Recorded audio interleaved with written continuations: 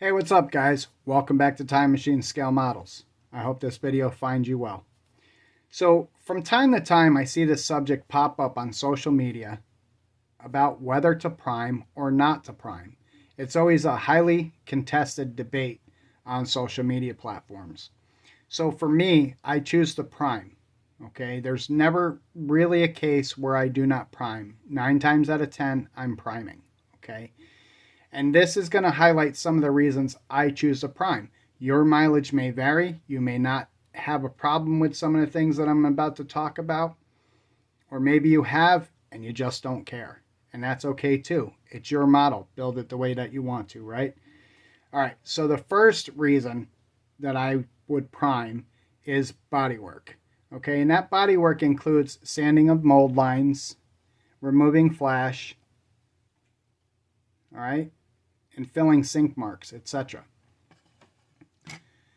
So when you go sand, obviously you want to go through your progressive grits and you want to get as high a grit as possible so you don't leave any remnants of sanding behind. But what if you don't go high enough, or what if you miss something? Well, that's where the primer comes in. So when you're able to prime a body and get it to a uniform color, those sanding marks will pop out a little bit more to you, be more visible to you. And then you can go back in and you can clean them up or what have you.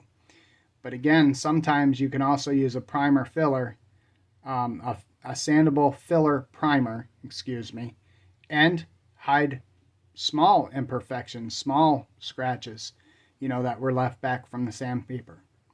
Something like this, the Ford F100 that was for the USAC build. I did some customization on there. I did that blended valance and stuff like that, and there's some other things that I've done on this truck.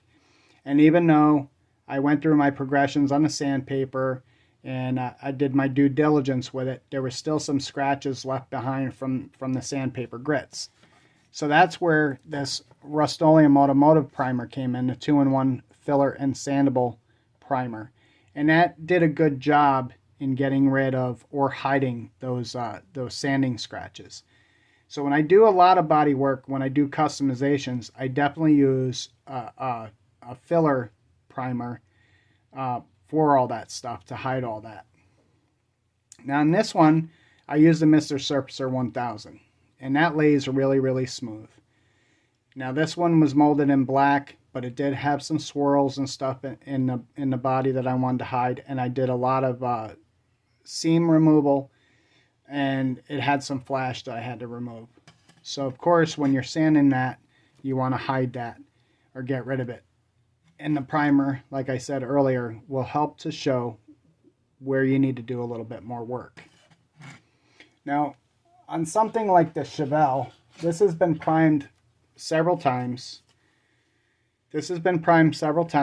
And I still find places I gotta work. You see some places where the primer is there, like I gotta do a little bit more sanding in there, right? And I will continue to prime and sand until I'm satisfied with the way it looks. And you might find yourself doing that.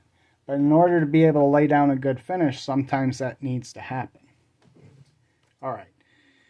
So I hit on a little bit of a subject just a few minutes ago with covering of the swirls. Sometimes you get a plastic body and you see these swirls.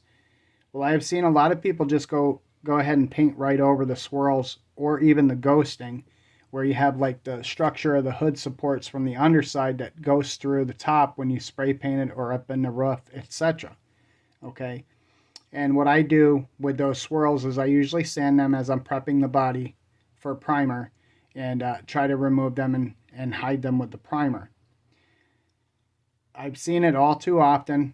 Somebody uses paint and thinks that if they put enough coats of paint on the body, that they're going to hide those swirls or hide that ghosting.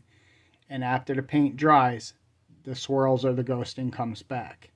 Nobody wants that, right? So that's why I choose to prime. As soon as I see any swirls in plastic, it's definitely going to get primer. And like I said, 99.98% of the time I'm priming anyway. All right, so today a lot of people like to use automotive colors on their cars. They'll get an automotive color and they'll spray it on. Well, some of the styrene does not take to too hot of paint.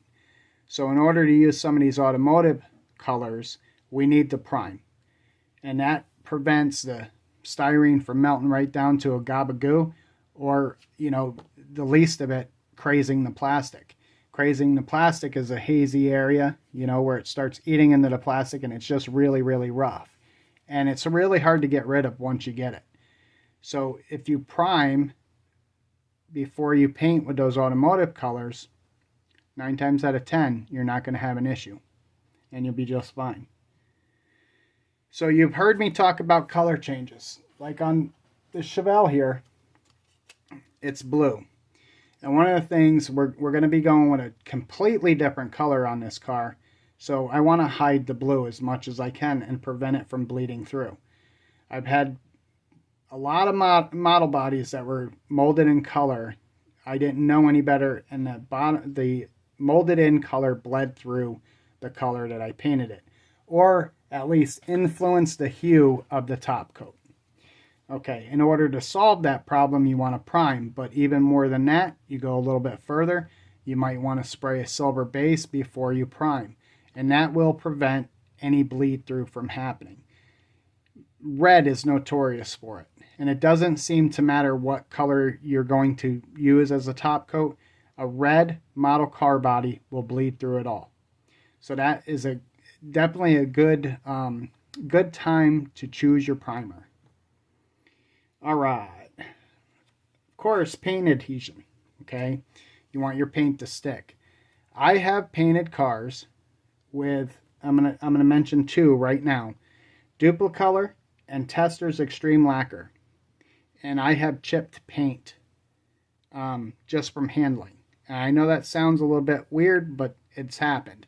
And they seem to be very brittle once they dry for some reason, and I don't understand it. But that, you know, they're both lacquers. You would think they would be fine. But I have had them be brittle and chip off. The one thing that they've had in common is that there was no primer underneath the paint. It was just laying on top of the bare styrene, and I think that had something to do with it. So there was nothing for the paint to bite into, so to speak. Okay, no primer for it to bite into. So paint adhesion is another reason why you would do it. Now, I have questions a lot when I mention this with people, and they're like, well, I use the Tester's Extreme Lacquer. You know, it's supposed to be a 3-in-1. It's supposed to be a paint, primer, and a sealer all in one. How about that?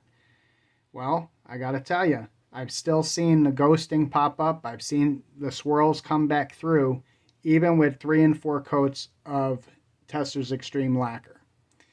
So even when I use Tester's Extreme Lacquer, whether I'm going to airbrush it or I'm going to spray it right out of the rattle can, I still use a primer underneath that paint. I painted, you guys are familiar with the Fast and Furious Supra, the 95 Toyota Supra. I painted that a turquoise, and it was a Tester's Extreme Lacquer turquoise color. Beautiful color. Now you guys know that car is molded in lime green. And even though I painted that car turquoise, metallic turquoise, that lime green bled through that turquoise paint. And you can see that it was a lime green underneath. It has influenced the hue that the car is today. And it seems the longer that it sits, the greener it gets, which is really weird. But anyway, guys, I'd like to hear your comments down in the comment section, and tell me of your experiences, and tell me whether or not you use primer or you don't use primer, or you use primer sometimes, or you use primer all the time. I'd like to hear what you have to say about it. Now, like I said, this isn't gospel. This isn't the end-all be-all. This is my experiences with model building. Let me know your experiences. All right, guys, that's all I got. Thanks for watching. Happy modeling.